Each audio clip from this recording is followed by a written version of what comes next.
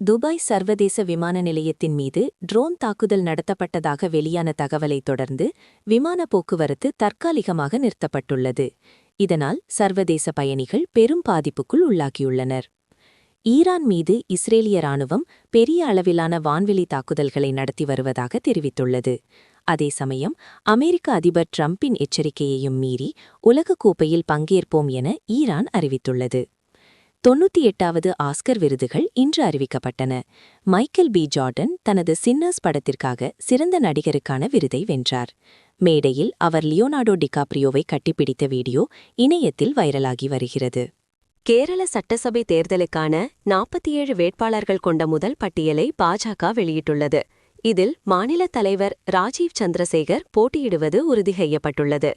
நியூயார்க்கிலிருந்து டெல்லி வந்த ஏர் இண்டியா விமானம் தொழில்நுட்ப கோளாறு காரணமாக அயர்லாந்தின் ஷானன் விமான நிலையத்தில் பாதுகாப்பாக தரையிறக்கப்பட்டது. தேர்தல் ஆணையம் அசாம் மாநிலத்திலுள்ள பல மூத்த காவல் அதிகாரிகளை அதிரடியாக இடமாற்றம் செய்து உத்தரவிட்டுள்ளது. தமிழகத்தில் 75,000 வாக்குச்சாவடிகள் அமைக்கப்படும் என தேர்தல் ஆணையம் தெரிவித்துள்ளது. தேர்தல் நடத்தை விதிமுறைகள் அமலில் இருப்பதால் உரிய ஆவணங்களின்றி அதிக பணம் கொண்டு செல்ல வேண்டாம் என எச்சரிக்கப்பட்டுள்ளது. தமிழக வெற்றிக் கழக தலைவர் விஜய் சிபிஐ அலுவலகத்திலிருந்து உற்சாகமாக வெளியே வரும் வீடியோ இணையத்தில் ட்ரெண்டாகி வருகிறது. இதற்கிடையில் தவகா பாஜக கூட்டணி குறித்த வதந்திகளுக்கு கட்சி தலைமை மறுப்பு தெரிவித்துள்ளது.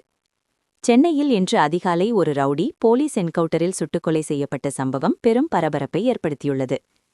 ஐபிஎல் தொடருக்கான அட்டவணை மற்றும் சிஎஸ்கே அணியின் தொடக்க வீரர் மாற்றங்கள் குறித்த விவாதங்கள் சமூக வலைதளங்களில் தீயாய் பரவி வருகின்றன.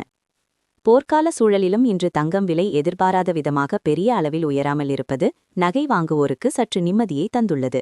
இந்த செய்திகள் உங்களுக்கு பயனுள்ளதாக இருந்தால் ஒரு லைக் போடுங்க. உங்க நண்பர்களுக்கும் ஷேர் பண்ணுங்க.